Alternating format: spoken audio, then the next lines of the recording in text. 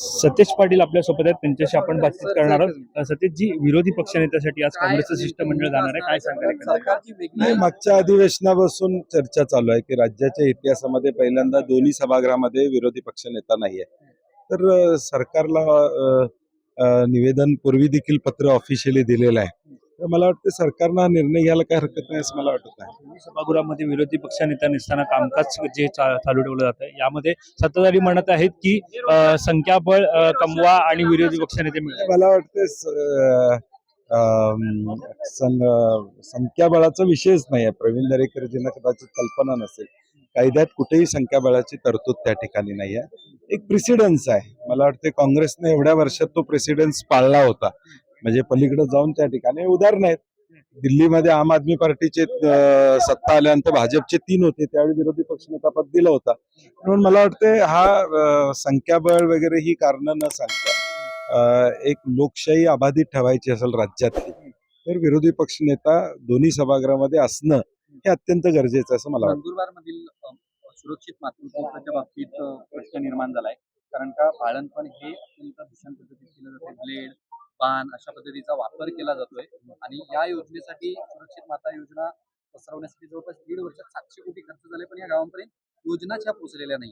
आणि मला वाटतं कॅग मध्ये हे आलं पाहिजे, कारण 700 कोटी खर्च झाले असतील तर आणि ते जर पोचलं नसेल याच्यासारखं दुर्दैव कुठलं नाही. आम्ही निश्चितपणे माहिती घेऊ. आता पुरवण्या मागण्या आहेत, त्यामध्ये नेमकी याला तरतूद किती आहे, पूर्वी किती खर्च झालेला आहे त्याची माहिती घेऊन सरकारला त्याचा जाब विचारू. नाही, आज आत्ताच आज सुरुवातच आज आहे. इंडिगोच्या कृपेमुळं आम्हाला काल याला उशीर झालेला आहे.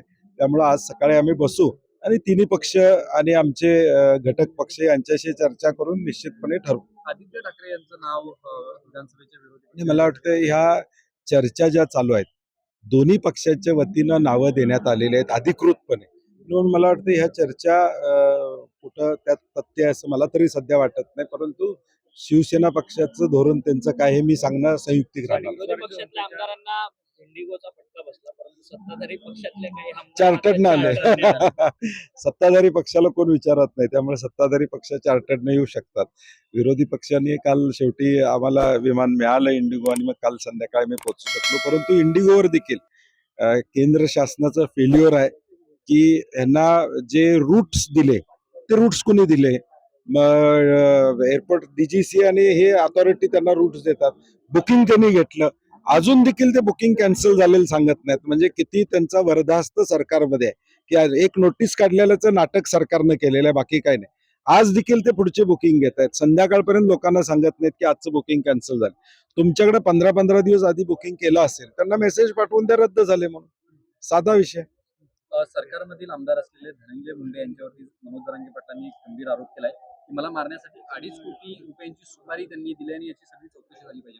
नाही, मला वाटते त्यांनी तसं ते पत्र मुख्यमंत्र्यांच्याकडे द्यावं, कारण की सध्या मुख्यमंत्र्यांच्या बाबतीत त्यांची भूमिका म्हणजे संवेदनशील आहेत, न्याय देणार आहेत अशी असल्यामुळं त्यांचं मागणं मुख्यमंत्र्यांच्याकडे गेलं तर निश्चितपणे न्याय मिळू शकेल त्या विषयाला. विरोधी पक्ष असताना सत्ताधारी असतील किंवा ज्या प्रकारे सभापती असतील, हे त्याचा आलेला आहे आमच्याकडे प्रस्ताव, मात्र अजूनही निर्णय बाकी आहे त्याच्यावर. म्हणून मी म्हणलं तसं की लोकशाहीची बूज राखायची असेल, स्वर्गीय यशवंतराव चव्हाण साहेबांना अभिप्रेत असणारा महाराष्ट्र जर महाराष्ट्रामध्ये दिसायचा असेल तर हा निर्णय घेणं अभिप्रेत आहे.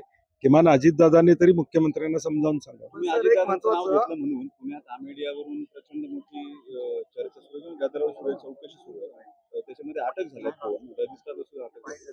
मात्र ज्यांचं नाव घेतलं जातं किंवा ज्यांच्या नावाने आरोप केले जातात त्यांच्या बाजूला ना पोलीस सरकतायत ना सरकतायत. मला वाटतं हे आता फक्त अधिवेशनापुरता हा कारवाईचा फारसा आहे. पुढच्या 8 दिवसानंतर ज्यांना अटक झाली, ज्यांच्यावर कारवाई झाली त्यांना जामीन झालेला दिसेल. कारण की ऑलरेडी ज्यांना अटक झाली त्यांनी हायकोर्टात सांगितलेलं आहे की मला या ठिकाणी यातनं माझं FIR मधनं नाव काढा. म्हणजे FIR मध्ये चूक आहे का अशी शंका निर्माण होते. नाही, अजून नाही. आम्ही आता एकत्रित बसू आणि त्याबद्दल चर्चा करू.